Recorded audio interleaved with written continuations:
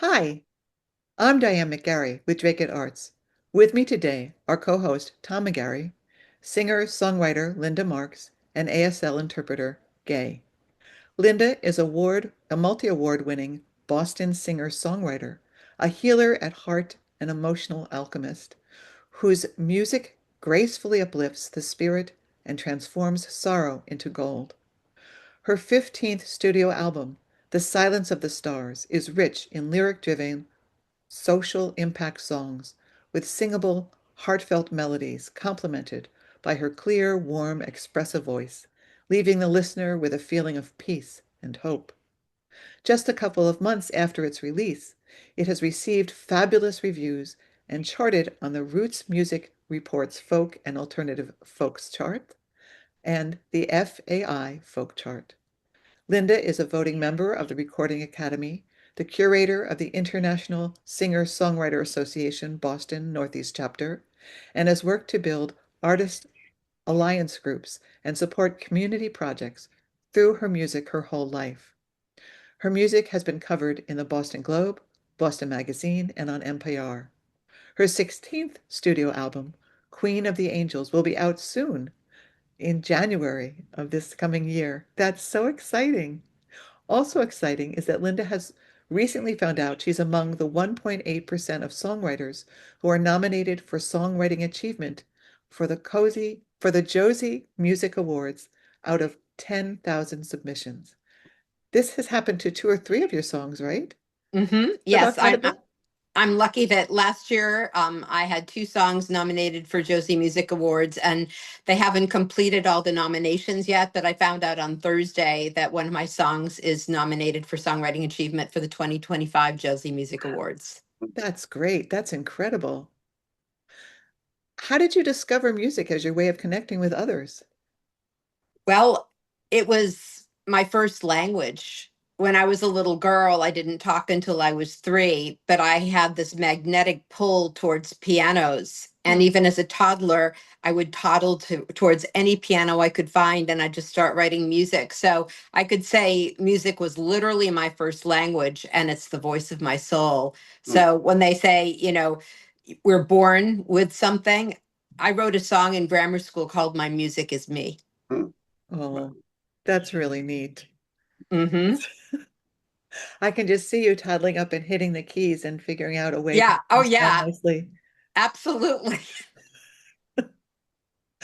Mostly we have to keep children away from pianos, right? Because they just go bang, bang, bang, Oh, bang. yeah. Clearly, you, Yeah. People would say that when I'd go up, they'd say, don't bang on the piano. I never banged on the piano. I actually played the piano, but they were afraid because I was a toddler that that's what I do instead of figuring songs out. So, that's so neat. yeah. That's so neat. Tom, would you like to play one of Linda's very fun videos? This is from your 16th album, I believe. It's coming out in Yes. January. Yes. This song was a finalist in this year's Great American Song Contest, and it's called Gardener's Lament.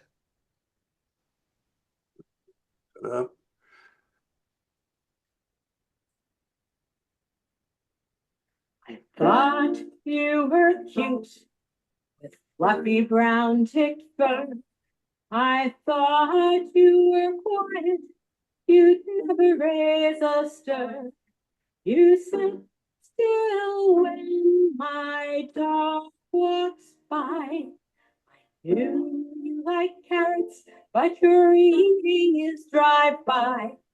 When I read the Chinese zodiac, it told me you were calm, reserved, introspective, never thought you'd do harm. The year of the rabbit was 2023, but this is 2024, so what's your gripe with me? Was it you, or the hedgehog? Was it you, or the hedgehog? Was it you, or the hedgehog? Chop my broccoli, was it you? Or the hedgehog, was it you? Or the hedgehog, was it you? Or the hedgehog stole it all from me? Were you the culprit? Ate my pumpkin plants. My neighbor said you weren't alone. The hedgehog had her glance. My yellow squash zucchini, inspired food romance. Jumped over chicken wire in a cauliflower trance. Was it you, or the hedgehog? Was it you, or the hedgehog? Was it you, or the hedgehog? Chopped my broccoli. Was it you, or the hedgehog? Was it you, or the hedgehog? Was it you, or the hedgehog? Stole it all from me. Wish you had a special taste for sleeves. They grow like weeds and paint the space move rapidly as trees. Wow. Buy one, it's yours for free. Instead, cruciferous veggies are your garden fantasy. Was it you, or the hedgehog? Was it you, or the hedgehog? Was it you, or the hedgehog? Chopped my broccoli. Was it you, or the hedgehog? Was it you, or the hedgehog? Was it you, or the hedgehog? Stole it all from me. All God's creatures need to eat. That means you, and that means me. I'm not hard-hearted, it's not, I don't care. Story would be different if you just share. I bet you and the hedgehog enjoyed your garden crime. You cased the joint and waited till the plants were in their prime. You made the hedge took what you want, left the stalks behind. Next year, find a new neighborhood before I lose my mind. You, or the hedgehog? Was it you, or the hedgehog? Was it you, or the hedgehog who chopped my broccoli? Was it you, or the hedgehog? Was it you, or the hedgehog? Was it you, or the hedgehog who stole it all from me? You, or the hedgehog? Was it you, or the hedgehog? Was it you, or the hedgehog who chopped my broccoli? Was it you, or the hedgehog? Was it you, or the hedgehog? I wish you and the hedgehog just left something for me. That's adorable. It's a true story too. Oh, yeah? It's a true story. All I did was journalistically, with a little bit of fun, report what actually happened. So you The have back, some sorry. opinion. Well, I live in Waltham and I've lived here for 10 years. And up until 2 years ago, I just plant my back garden in container pots. Everything would be fine. I'd harvest it.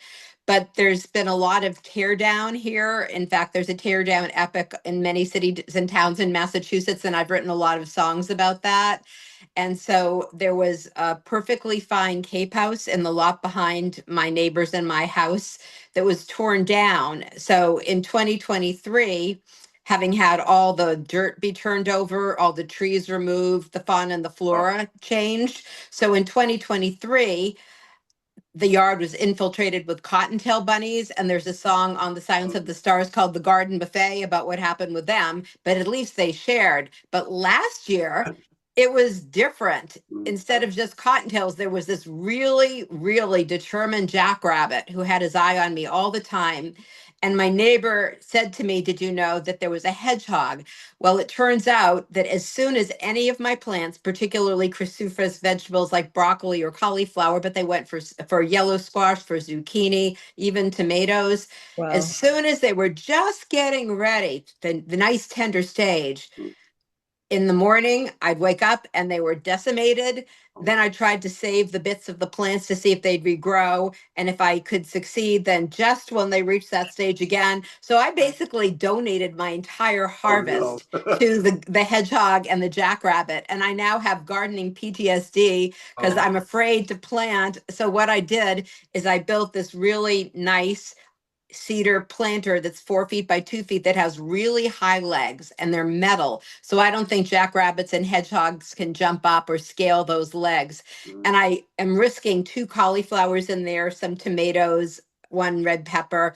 and we'll see how it goes. The front of my house, I have some tomato plants because they usually don't go for the front, they go for the back. But the long and short of it is every word of that story is true. And allianthus trees, which I didn't even know what they were until this story took place, they grow really fast. And those photos of the holes in the fence are real allianthus trees that I'd have cut down. That's what 1 year's growth would do. Oh my God. Wow.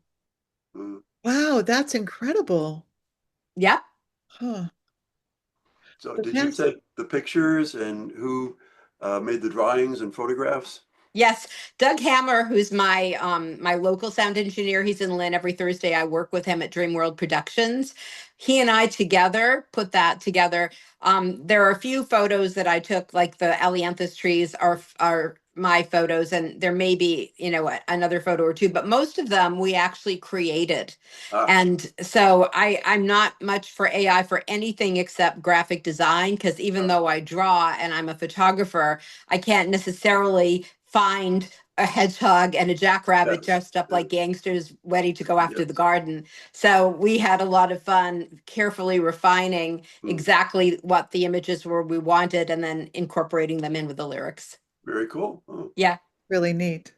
yeah. So are most of your songs inspired by real life events or, how else do you generate them? Most of them are in response to real life events. A lot of my social impact songs are about things going on in the world, and stories, whether they're autobiographical songs, whether they're songs about people I know.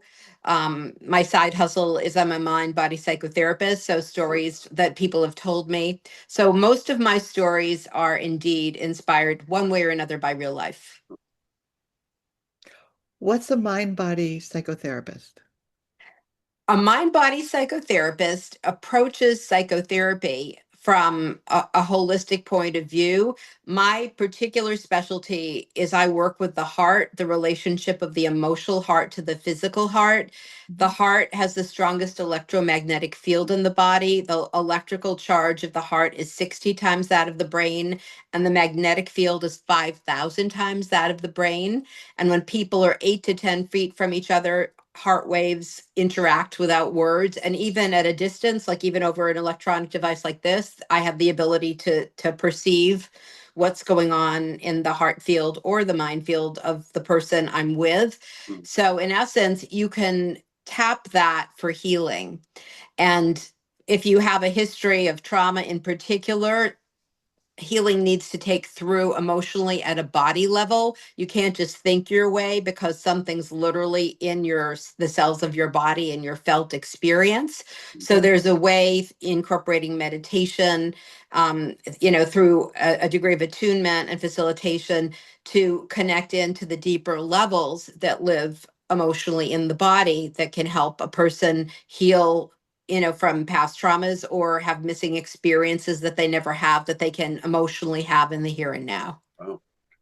Mm, It's very effective and very powerful work. And I actually created the method that I practice, and I had a school training therapist for many years. I taught at the university level, and I've written a couple of books about it wow. too. Which university did you teach at? I taught at UMass Boston in the College of Public and Community Service. That's really neat, Linda. Yeah, It's really neat. yeah. There's so many different ways to heal ourselves. It's really an important avenue to follow when one needs healing. Absolutely. And what I wear around my neck, which is a heart and a clef, it's like the integration of the two. One can say that my healing and my music come from exactly the same place. And just as an example, last night I had the opportunity to do a show for Streaming Tuesdays for the Folk Project out of New Jersey, which I'm very grateful. It's a wonderful series and they have phenomenal people. And at the end of the show, when the curator was speaking with me, he said that my music soothed him, relaxed him, and was very healing. And he said it was exactly what he needed. So I was very touched by that because I do enjoy bringing people together, building bridges across divides, and creating spaces where people feel better because of the music. Yeah. Yeah, you mentioned actually it's mentioned in your bio that there's the alchemy of healing with the music and some of the other songs you you sent us Mhm. weren't these cute little stories. They were more about affirmations, really. Hmm. Affirmations and even just people's experiences. I wrote a song called Ghosts, which is on the Silence of the Stars. That's it's about love and loss and gardening during the pandemic, but it came out of someone I went to college with who's actually my vocal coach. His wife was diagnosed with glioblastoma in March of 2020, which is a heck of a time for anything to happen. And someone I went to grammar school with died of pancreatic cancer during the pandemic. So, Ghost is a really, really beautiful song that many people can relate to about how, we hope to grow older with the people we love, but sometimes they're just there as a ghost, who haunts us and when we sleep or dream, and the breeze, touching our curtains, when the breeze comes through, but there's still the love and the memory there. So it's a very poignant song. It When I first played it for one of my friends who had loss, it was hard to hear because it brought up tears. But on the other hand, bringing up the tears opens the heart and is part of the healing. So, even if a song isn't funny, I mean, humor is healing too. And I do write some funny songs and I like to do that. But I also like to write what I call, just songs from the heart to the heart, because people need spaces where it's safe to feel what's in their heart and where they can really embrace what's true in their heart. That's definitely true. That's Mhm. definitely true. And there are lots of songs that people have carried through time because of their ability to relate to them and Mhm. ability to just heal. When you're I'm thinking of all the songs used for the civil rights movement. Mhm. Yes. Those have been around for ages. Absolutely, absolutely. And, I call those songs at the heart of our times. And at some level, the message is always relevant. Some of the songs I write are like that. Be the Change, which is the first song on The Silence of the Stars, is an empowering, uplifting song for people who, right now, in our crazy world where many people feel like, what can I do? It's too much, it's overwhelming. If you find even one small thing you care about, and take some steps. Small steps make big waves. So Be the Change, which has a chorus that people can sing along with, that's pretty easy to sing. That's a song that I think is really sort of the equivalent of what some of those songs you were talking about, Diane, were for their period of time. For this period of time, I have another song on this album called Lighthouse, that invites people to look and find their own unique gift, their own light, and shine it, because there are some people that need to see your unique light. No one else is you. And if you are authentic and you walk around the world as you, there are people that need to meet you and talk with you and listen to you and share with you. So I write a lot of those songs. There's a song on Queen of the Angels, the title song, Queen of the Angels, that's all about the Los Angeles wildfires. And that had a huge impact on so many people. Many of my artist colleagues had experiences that were pretty devastating from the wildfires, and losing homes, losing their instruments, losing their bodies of work, and the devastation on the land of the wildfires. The air and the water will not recover for a long time. So that's another kind of song that is about healing and about the story of Los Angeles and its history. So there are a lot of songs that can touch people when we go through hard times or inspire people to create a better world. Um, so yes, those are important songs too. Yeah. When you mentioned the Los Angeles fires, I thought, and the fires in Canada and the fires in Minnesota. Yes, I mean, yes. there's so many fires now.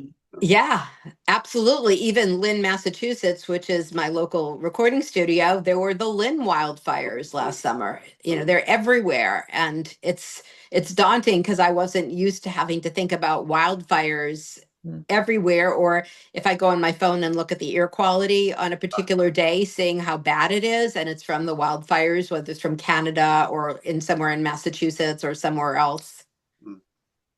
But it's also incredible to me. I remember the first time we go to San Antonio, the first time I was in Hmm. San Antonio, and people were saying, "Oh yeah, this is the sandstorms from the Sahara Desert." It's just mind-boggling, to think of the Sahara Desert affecting San Antonio, Texas. Yeah, Where yeah. we're so connected. And when the Exactly. yeah, we forget that. And the air here is affected by the Midwest winds. Here I'm in New England. Yeah, And there's this interconnectedness, which actually you're talking about in Heart to Heart, and that people need to be their authentic self because you don't know who else needs to see you. exactly. But Yeah, we all are fundamentally yeah. connected in ways that we forget about. Yeah.